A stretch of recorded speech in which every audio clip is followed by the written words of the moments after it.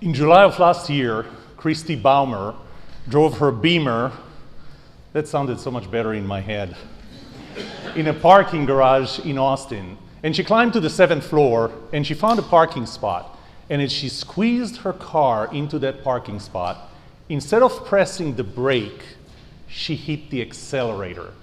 And her 300 horsepower BMW flew through the cables and down to the street. She survived it, which should probably make this a good commercial for BMW. But she sued the operators of the garage structure for $1 million. In September of '92, Stella Liebeck stopped at a drive-through window for a McDonald's to order her coffee. She got her coffee, she put it between her legs, she opened the lid to put sugar and milk, and that's when she spilled it on herself, suffering third-degree burns. She sued McDonald's for $3 million. But my personal favorite, in May 5th of 2005, Roy Pearson went to the local dry cleaner to pick up his pants. As it turns out, the dry cleaner lost his pants. That's Pearson's pants. The pants were part of a suit that was worth $1,000 new. So Pearson sued them for not $54,000. $54 million. In fact, he started by suing for $67 million, which he reduced to $54 million. He lost that case, but during that case, the dry cleaner offered him $3,000 to settle it. Remember, the suit only cost $1,000. He declined. So he offered $4,600. He still declined. Then the dry cleaner offered $12,000 to settle that lawsuit, and Pearson still declined. Why would the dry cleaner offer $12,000 to settle a suit over a $1,000 suit? Because it cost him $83,000 to win this case and get nothing. The first step in solving any problem is recognizing there is one. Ladies and gentlemen, we live in a culture of litigation.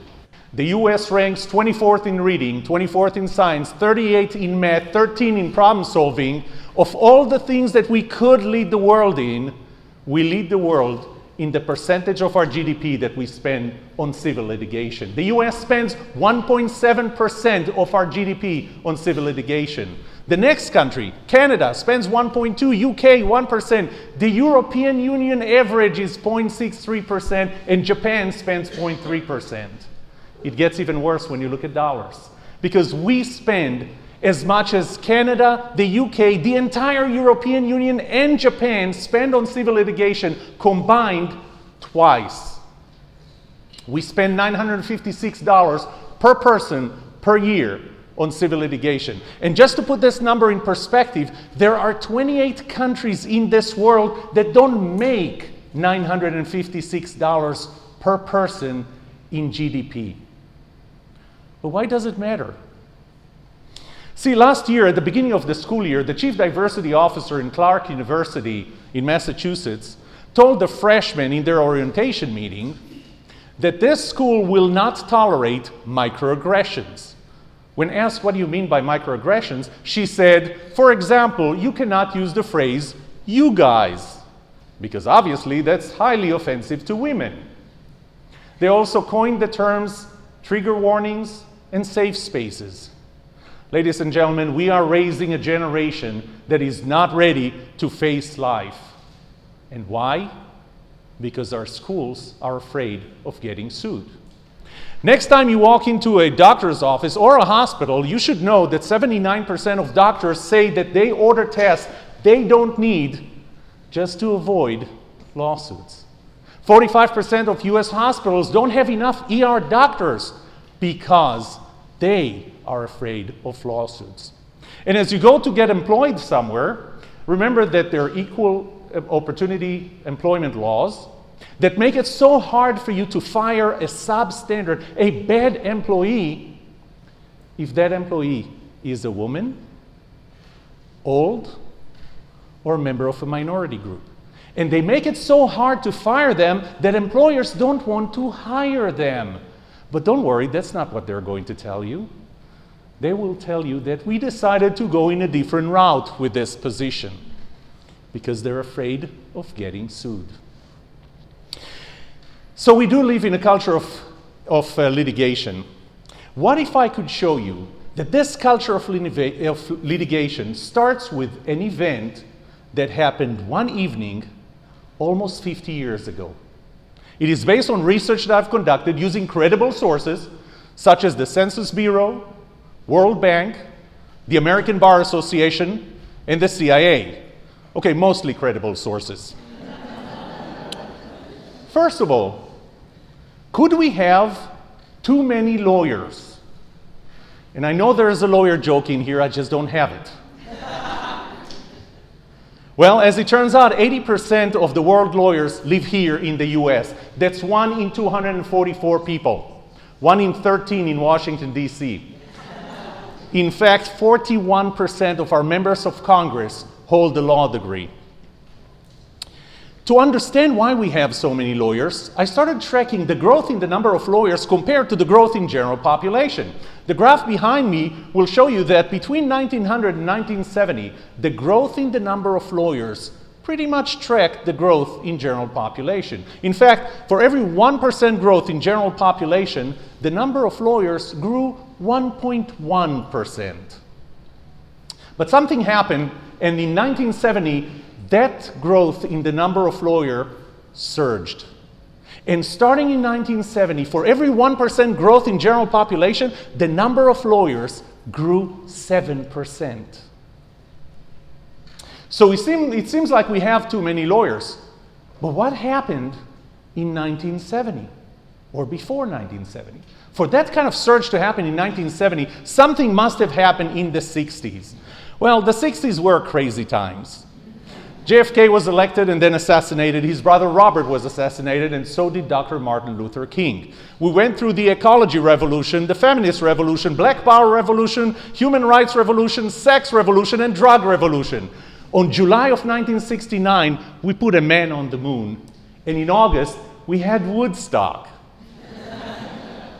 We didn't trust the government, and we were fighting a war that we didn't want. And what made it worse was that during the Korean War, only 3 million households here in the US had a TV. But by 1969, more than 60 million US households were watching the Vietnam War on TV. That year, 1968, reached the peak of our involvement in Vietnam. We had 536,000 soldiers in Vietnam. 300,000 were drafted that year. But the worst part was the 16,899 who came home in a casket covered with the American flag. So if you were a draft age man, you did not know that the next year those numbers are going to go down. In fact, you had absolutely no reason to believe that those numbers are not going up. And so you experienced a lot of fear, uncertainty, and doubt. And if you don't know what it feels like, uncertainty, ask yourselves, how do you like the uncertainty of the weather? How about financial uncertainty? How about the uncertainty of serving in a war, and even worse than that, coming home in a box covered with the American flag? Most countries have volunteer military. 34 countries in the world actually have a military that's drafted. Israel is one of them, that's me, serving in the Israeli Defense Forces 35th Airborne Paratroopers Brigade. I knew that my service was coming, and I enlisted when I was 17 and a half. I joined the military 1 month after the war in Lebanon in 1982 started. I know the fear that people would feel before going to war.